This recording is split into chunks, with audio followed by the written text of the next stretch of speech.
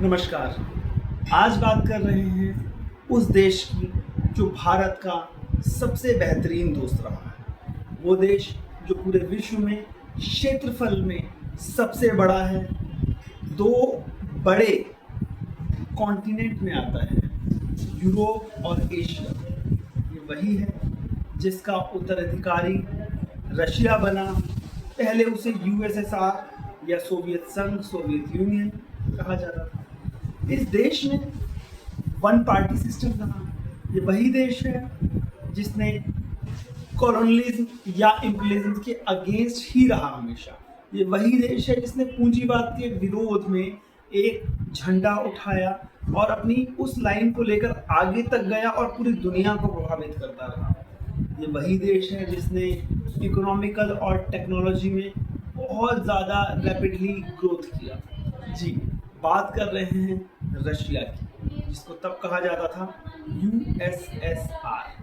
इसके जब हमारा देश आज़ाद हुआ और प्रधानमंत्री नेहरू थे, उस टाइम वहाँ के जो लीडर थे, वहाँ के जो प्रमुख थे, वो स्टालिन थे।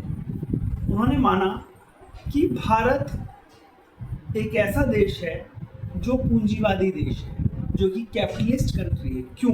क्योंकि उनका मानना था कि जो भी सोशलिस्ट के साथ नहीं है वो सभी पूंजीवादी हैं। हालांकि 1953 में ख्रुश्चेव की सरकार आई और उन्होंने माना कि भारत एक समाजवादी मूल्यों को, उन वैल्यूज़ को लेके चलता है जो सोशलिस्ट हैं, उन वैल्यूज़ को लेके चलता है जो मार्शलाइज लोगों की बात करते हैं। और ख्रुश्चेव खुद, अगर हम देखें तो शांतिपूर्ण से अस्तित्व की बात करते हैं, आगे बढ़ाते हैं और भारत की जो नॉन अलाइनमेंट मूवमेंट की जो पॉलिसी है उसको भी सपोर्ट करते हैं।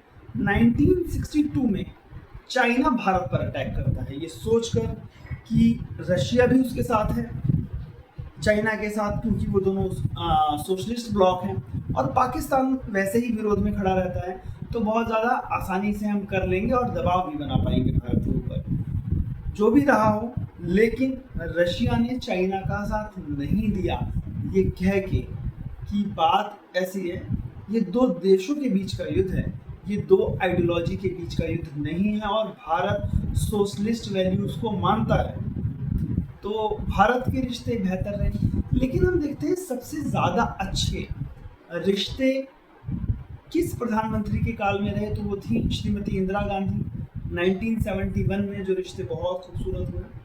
एक्चुअली पाकिस्तान एक था ईस्टर्न पाकिस्तान, एक था वेस्टर्न पाकिस्तान। जो अब पाकिस्तान है उसको तब कहा जाता था वेस्टर्न पाकिस्तान, और ईस्टर्न पाकिस्तान कहा जाता था जो आज बांग्लादेश है। तो कहीं ना कहीं भारत के लिए डिस्टर्बेंस क्रिएट करते थे। भारत में बहुत ज़्यादा दबाव था उन शरणार्थियों का जो वहाँ से सताए हुए थे पूर्वी पाकिस्तान से। तो भारत ने भी मुक्ति वाहिनी, जो वहाँ की एक दल था, जो कि थोड़ा कहते हैं ना कि हिंसक दल था और वो स्वतंत्रता चाहता था वेस्टर्न पाकिस्तान की उन हुक्मरानों से, जो कि उनकी पूर्वी पाकिस्तान की संस्कृति को, भाषा को, उनके मूल्यों को सबको दबाना चाहते थे, बदलना चाहते थे। इसी बीच में पाकिस्तान का साथ दिया चाइना ने और अमेरिका ने, और भारत कहीं ना कहीं अकेला पड़ता जा रहा था। लेकिन तभी हमारे देश की प्रधानमंत्री इंदिरा गांधी ने एक ट्रीटी साइन की रशिया के साथ, शांति और मित्रता की। उस ट्रीटी के बाद भारत मजबूत स्थिति में रहा और अमेरिका, जिसने इंडियन ओशन में 7th फ्लीट अपनी भेज दी थी भारत के विरोध में, उसको वो वापस ले जानी पड़ी। इसके साथ साथ अगर हम देखते हैं 1974 में न्यूक्लियर पीस जो हमने टेस्ट किया, न्यूक्लियर वाला, तो उसमें रशिया हमारे साथ रहा। 1975 की ही मैं अगर आपसे बात करूं तो 1975 में सिक्किम का विलय किया,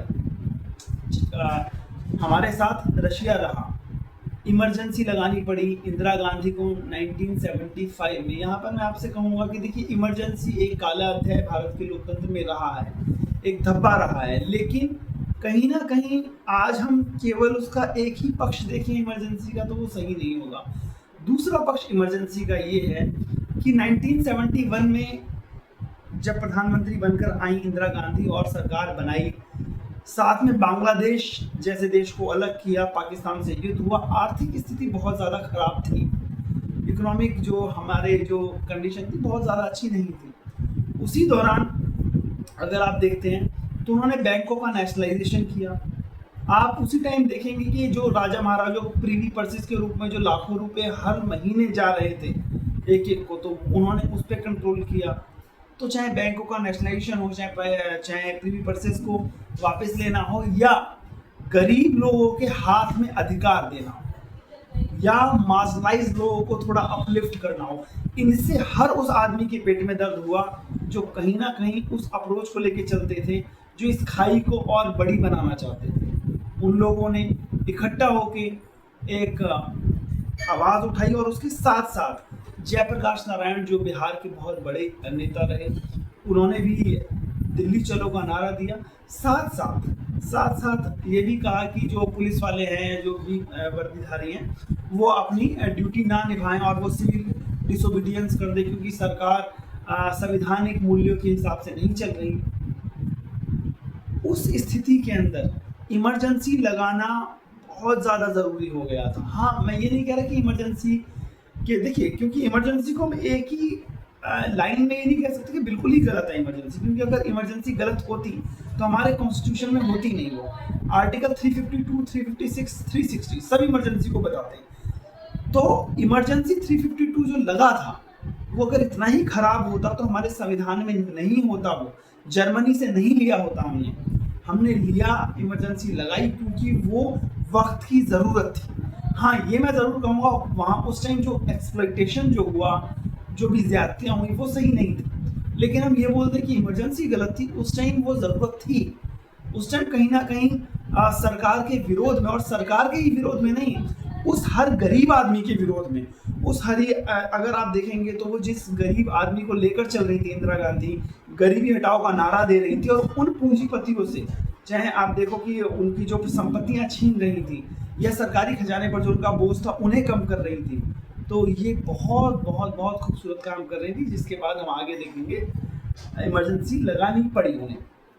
तो अब इसके बारे में अगर मैं आपसे बात करूं, 1975 में इमरजेंसी लगी। 1979 में अगर आप देखते हैं तो अफगानिस्तान में हस्तक्षेप किया रूस ने, और रूस को उस समय कहा जाता था सोवियत यूनियन, है ना। जैसा मैंने आपको बताया 1991 में उसे रूस कहा जाने लगा, मतलब उत्तराधिकारी बदल गया। लेकिन जो सोवियत संघ था, जब उसने अफगानिस्तान के अंदर हस्तक्षेप किया तो भारत एक मौन के साथ रहा। क्यों? क्योंकि हमें पता था, बहुत बार हमेशा हमारा साथ किसने दिया है? रशिया ने दिया है। 1991 के अंदर परिस्थितियां थोड़ी बदल चुकी थी। 1991 में हुआ क्या था? एक्चुअली रशिया के अंदर बोरिस येल्सिन के नेतृत्व में ग्लासनोस्ट और पेरेस्ट्रोइका नामक एक प्रोग्राम शुरू किए गए, जिसका सीधा सीधा मतलब था कि अब हम थोड़ा ग्लोबलाइज हो रहे हैं, अब हम अपनी इकोनॉमी को ओपन कर रहे हैं, ओपननेस लेके आ रहे हैं इसके अंदर, नयापन लेकर आ रहे हैं इसके अंदर। वो किया गया, और उस क्रम में बोरिस येल्सिन ने बेहतर संबंध बनाने की कोशिश करी यूरोप के देशों के साथ और अमेरिका के साथ, इस उम्मीद में कि उनकी जो अर्थव्यवस्था है वो बेहतर होगी और रिश्ते भी बेहतर होंगे। अमेरिका के साथ रिश्ते बेहतर हुए। वो जो दो ध्रुवीय जो दुनिया हो रखी थी, बाइपोलर जो वर्ल्ड था, वो अब यूनिपोलर हो चुका था। अब इसके साथ साथ अगर आप देखते हैं, बहुत ज़्यादा फायदा हुआ नहीं रशिया को, और रशिया ने फिर दोबारा वही किया, भारत को केंद्रित करने लगा और एशिया पे और स्पेशली भारत पर ध्यान देने लगा और अपने रिश्ते सुधारने लगा। 1991 में भारतीय अर्थव्यवस्था की भी हालत खराब थी, और प्रधानमंत्री 1991 में नरसिम्हा राव और हमारे जो फाइनेंस मिनिस्टर थे मनमोहन सिंह, इन्होंने अर्थव्यवस्था को किसी तरह सुधारा, संभाला। एक बड़ा ऋण हमें मिला IMF से, है ना, और LPG जिसको बोलते हैं, लिबरलाइजेशन, प्राइवेटाइजेशन, ग्लोबलाइजेशन, ये प्रोग्राम शुरू किए गए, जिसको समर्थन भी मिला।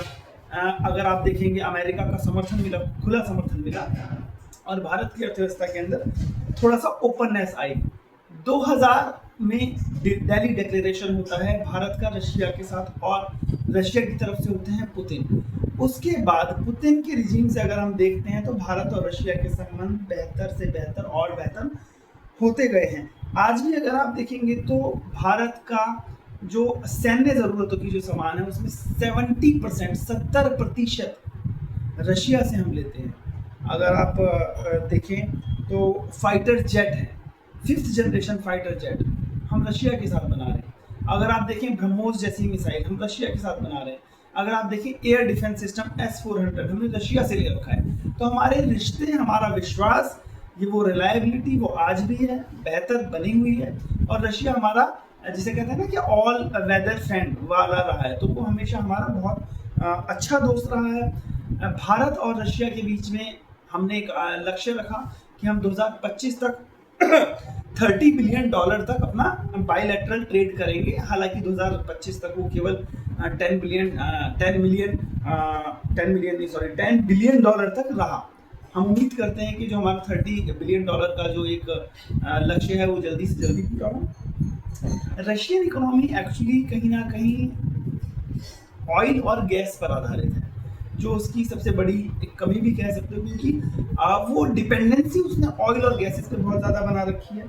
और रशियन ट्रेडर्स कहीं ना कहीं यूरोपियन कंट्रीज को ही अपना ऑयल और गैसेस ज़्यादा देना चाहते हैं, क्योंकि वो वहाँ के इम्पोर्टर भी ज़्यादा बेहतर नहीं है। अमेरिका ने रशिया से ट्रेड करने पर भारत पर बैन लगाया और हमें ये तक कहा कि आपको 30 दिन की मोहलत देते हैं। तो ये मेरे को लगता है कहीं ना कहीं भारत के साथ बहुत अच्छा नहीं है, क्योंकि भारत के प्रधानमंत्री जो 56 इंच के सीने वाले हैं, उनको कहीं ना कहीं ऑब्जेक्शन करना चाहिए था और उनको बताना चाहिए था कि ये वो देश है जिसमें एक इंदिरा गांधी जो प्रधानमंत्री जब रही तो उन्होंने न चाइना से हार मानी, पाकिस्तान के 2 टुकड़े कर दिए, अमेरिकन राष्ट्रपति निक्सन की नींद उड़ा दी और रशिया से सबसे बड़ी शांति की और फ्रेंडशिप की, जिसे कहते हैं आप, मित्रता की संधि करी। तो उस इंदिरा गांधी की सीट पर आप अगर बैठे हो तो आप में ये दम होना चाहिए, कलेजा होना चाहिए कि अगर कोई ट्रंप आपसे ये कह रहा है कि भारत रहने वाली जगह नहीं है, भारत का प्रधानमंत्री को मैं उसकी पॉलिटिक्स को खत्म कर दूंगा, तो जवाब देना चाहिए। चाहे सीना 56 इंच का ना हो तो भी जवाब देना चाहिए, क्योंकि ये वो देश है जिसके अंदर जवाहरलाल नेहरू, इंदिरा गांधी, अटल बिहारी वाजपेयी, मनमोहन सिंह जैसे प्रधानमंत्री रहे हैं। तो ये एक बहुत सम्माननीय एक पद है आपके पास, इसका अपमान बिल्कुल नहीं होना चाहिए। इसके अलावा अगर हम देखें कश्मीर मुद्दे पर, कश्मीर का डिस्प्यूट जब भी यूएन के अंदर उठा है तो रशिया हमारे साथ रहा है। हमेशा यूएन सिक्योरिटी काउंसिल के अंदर रशिया ने हमारी तरफ से कहा है कि भारत को भी सिक्योरिटी काउंसिल के अंदर जगह मिलनी चाहिए। भारत और रशिया दोनों ही यूएन की सिक्योरिटी काउंसिल के डेमोक्रेटाइजेशन के पक्ष में रहे हैं। दोनों बहुत ज़्यादा बेहतर तरीके से पूरे वर्ल्ड को मल्टीपोलर सिस्टम में की तरह से देखते हैं और चाहते हैं कि भारत जो है वो भी एक बड़ी शक्ति है, एक उभरती शक्ति नहीं है, एक उभर चुकी शक्ति है। तो भारत और रशिया की दोस्ती हमेशा से बहुत बेहतर रही है। इसी के साथ ये टॉपिक हम फिनिश करते हैं और मैं इसके हिंदी और इंग्लिश के दोनों के नोट्स आपको उपलब्ध करवाऊंगा। धन्यवाद।